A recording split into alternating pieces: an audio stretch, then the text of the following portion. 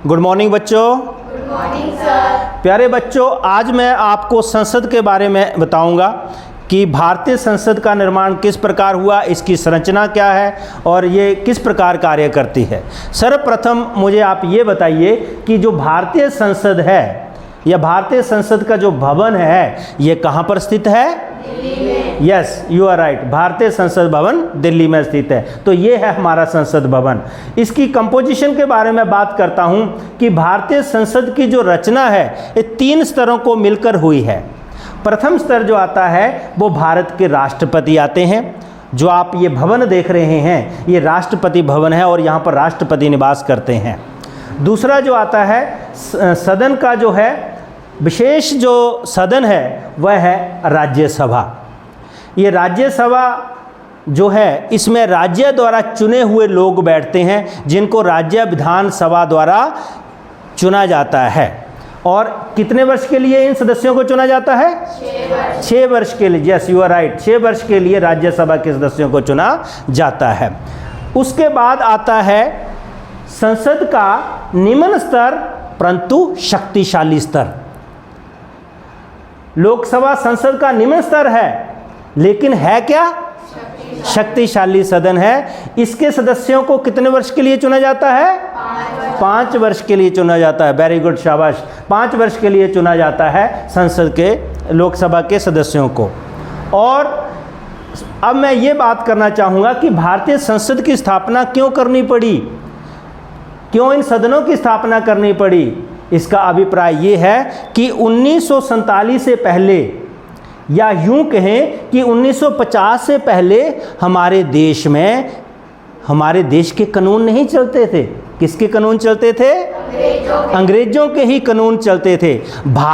आज़ाद भारत में भारत के लोगों के ही कानून चलें, उनके द्वारा बनाए हुए कानून चलें। इसलिए भारत के नेताओं ने भारतीय संसद की स्थापना करी और ये भारत की संसद की स्थापना, भारतीय संविधान की स्थापना जिस दिन भारतीय संविधान लागू हुआ था वो की गई 26 जनवरी 1950 को।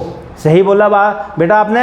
अब हम बात करते हैं संसद के दोनों सदनों के बारे में कि संसद का जो प्रमुख सदन है और ऊपरी सदन है वो है राज्यसभा। राज्यसभा में कुल सदस्य कितने हो सकते हैं? 245 सदस्य हो सकते हैं, जिसमें से 12 सदस्यों को राष्ट्रपति मनोनीत कर सकते हैं और बाकी सदस्यों को राज्य विधानसभा द्वारा भेजा जाता है। अब बात आती है, बेटा आप बताइए कि खड़े होकर बताइए मेरे को बेटा कि राष्ट्रपति किन सदस्यों को मनोनीत? यस, जो कला में, साहित्य में, विज्ञान में विशेष स्थान रखते हैं, जो देश के अंदर कला में, साहित्य में, विज्ञान में विशेष स्थान रखते हैं, उनका मनोनीत किया जाता है। अब बात करते हैं लोकसभा के बारे में। लोकसभा के कुल सदस्य कितने हो सकते हैं? 545।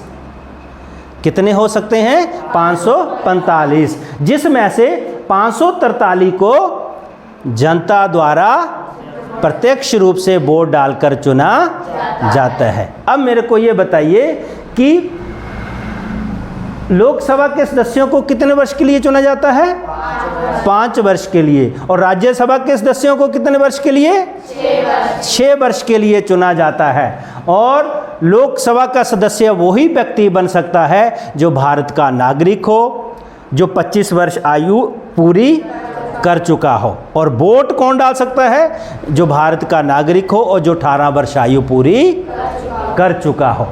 अब बात करते हैं, जो महत्वपूर्ण बात आती है वो देश जब लोकसभा में बिल पास हो जाता है, प्रस्ताव पास हो जाता है, कानून बनता है, तो वो राज्यसभा में आता है और राज्यसभा के बाद वो कानून अंतिम पास होने के बाद अंतिम मंजूरी के लिए किसके पास जाता है?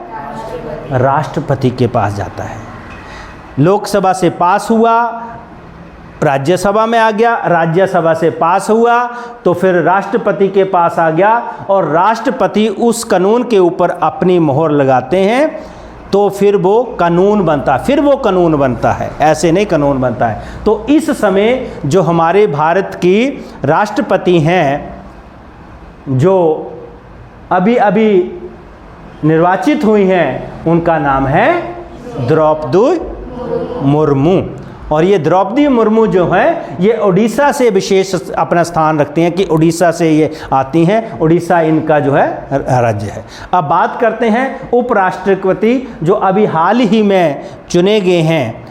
और उपराष्ट्रपति, भारत के उपराष्ट्रपति जो हैं, उनका नाम है जगदीप धनखड़, उनका नाम है। शाबाश बेटा, जगदीप धनखड़ उनका नाम है। और उपराष्ट्रपति ही, जो आप चित्र देख रहे हैं, ये याद भी रखिएगा, छाया चित्रों को भी याद रखना महत्वपूर्ण होता है कि जगदीप धनखड़ जो हैं, यही उपराष्ट्रपति क्या होते हैं? राज्यसभा के अध्यक्ष होते हैं। अब बात आती है लोकसभा के अध्यक्ष की। राज्यसभा के अध्यक्ष, राज्यसभा के सभापति, तो आगे हमारे जगदीप धनखड़। अब लोकसभा का अध्यक्ष कौन होता है? लोकसभा का अध्यक्ष वो होता है जिसे लोकसभा के सदस्य चुनते हैं। मुख्य तौर पर लोकसभा पक्ष वाली सरकार के ही व्यक्ति जो है वहाँ पर लोकसभा पद पर बैठता है। तो इस समय जो लोकसभा के अध्यक्ष हैं, वो हैं ओम बिरला, जिसका मुख्य कार्य है संसद का संचालन करना। तो ये था हमारा।